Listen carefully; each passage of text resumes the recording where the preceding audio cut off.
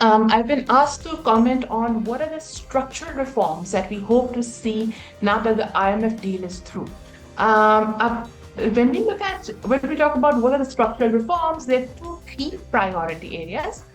One, we need to keep our priorities as a country aligned. What is it that we need to do from here? We need to build our reserves, we need to build our productivity.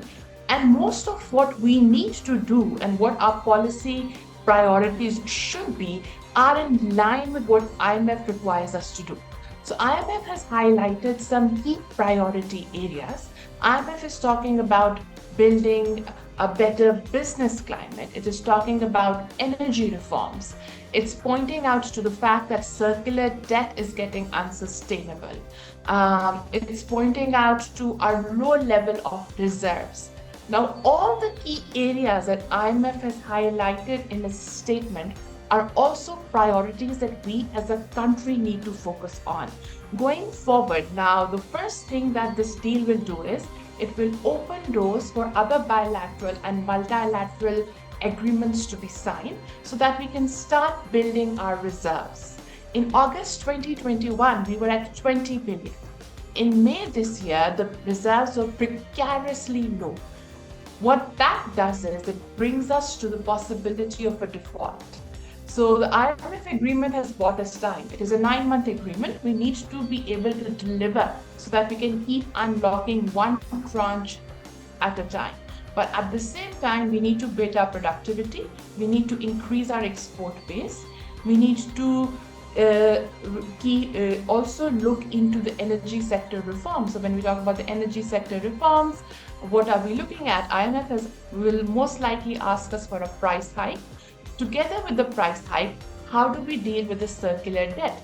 What is our overall debt management strategy? And along with this, and listening to the business sector in the country, we also need to improve the business climate for the industrialists, for the small to medium enterprises. How can we facilitate them better so that we can also add to the quantity and diversity of of products that are produced in the country and also exportable goods. More or less, whatever IMF is asking us to do is in line with the structural reforms that we as a country need to take.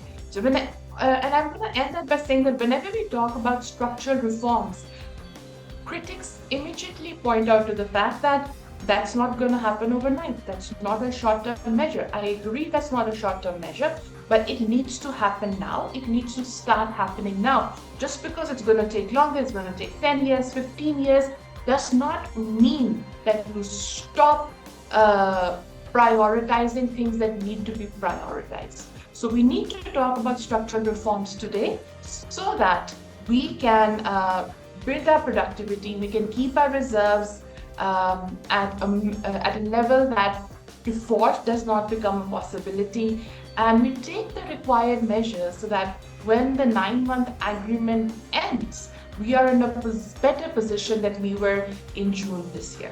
Is that now that we have the IMF deal, does it get better from here? The IMF deal definitely is great news for the economy.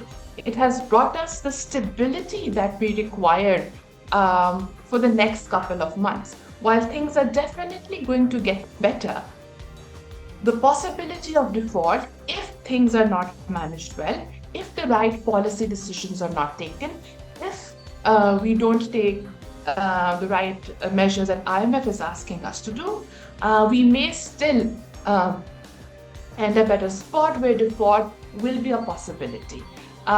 So we need to be keeping our policies in line with what IMF is asking us to do. At the same time, with the new government coming in, if the elections are to take place in August and September, we should also be talking about the extended fund facility for the next couple of years. Because our financing needs for the next couple of years are going to remain large. Even if we increase our revenues and we increase our export income and we attract more investment, we will still need to go to bilateral institutions and multilateral institutions so that we can meet our financing needs. And so while the new government coming in, EFF is going to become is necessary. That's going to be there on the table. We need to keep our policies in line with what the IMF is requiring us to do. And at the same time, we need to bring our own house in order, take the right measures that increase export base, that increase productivity, and that take us where we need to be.